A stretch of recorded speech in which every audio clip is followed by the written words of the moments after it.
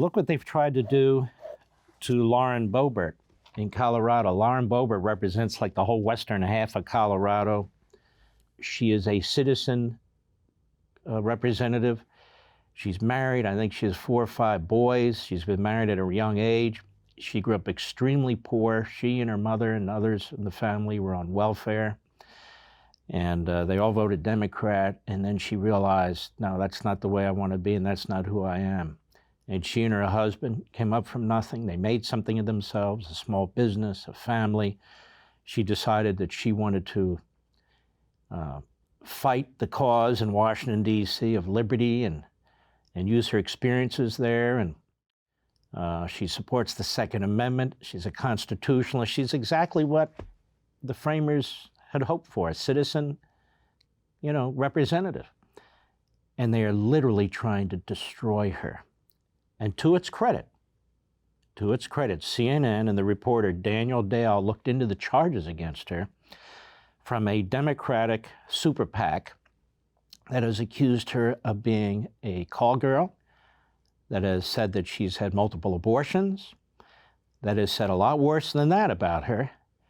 And they're trying to knock her out of the Republican primary. Democrats are moving into the Republican primary in Colorado to try and defeat her. You see how sleazy this party is?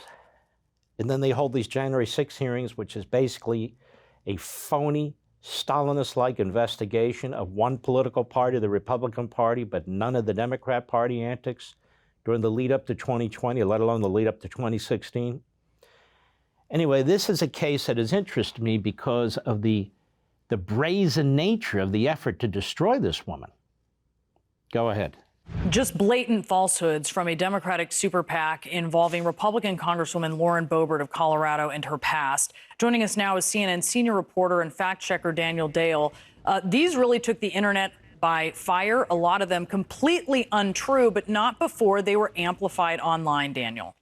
Yeah, so I looked into them, Brianna. I found a bunch of false claims from the super PAC, at least 5 of them. And the co-founder of the PAC, David Wheeler, acknowledged to me last week that all 5 of these were indeed inaccurate. Now, Mr. Wheeler also says, Brianna, that the PAC still stands by what he calls the main points of the allegations, all of which Boebert vehemently denies: that she used to work as an escort, had a profile on a so-called sugar daddy website, that she had 2 abortions. But so far, the PAC has not provided corroborating evidence to prove those so-called main points.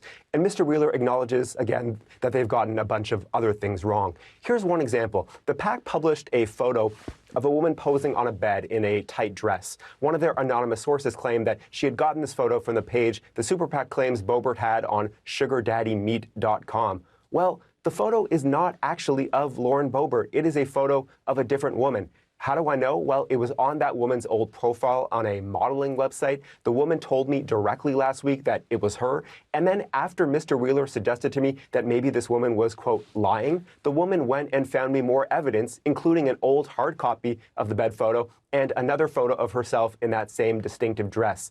Eventually on Thursday, Mr. Wheeler conceded it was not Boebert in the shot. He said his source got this wrong. He said he is not sure how she got it wrong. Here's this second example, Brianna. The super PAC also published a statement on its website saying a different anonymous source told them she had driven Boebert to get an abortion in the, quote, fall of 2004. Well, not only does Boebert deny ever having had an abortion, she gave birth to a son in March 2005. So fall 2004 seemed like a pretty implausible timeline. And when I pointed out her son's birth date, Mr. Wheeler quickly backtracked. He said the 2004 claim was a, quote, typo by our social media guy, even though it was on their website, and he quickly changed the page to say fall of 2005. I'll give you one more example. The super PAC also claimed that Boebert had been introduced to Senator Ted Cruz by a supposed escort client of hers before she ran for Congress. Again, Boebert denies she was ever an escort. She also denies having met or spoken to Cruz until after she won her 2020 primary.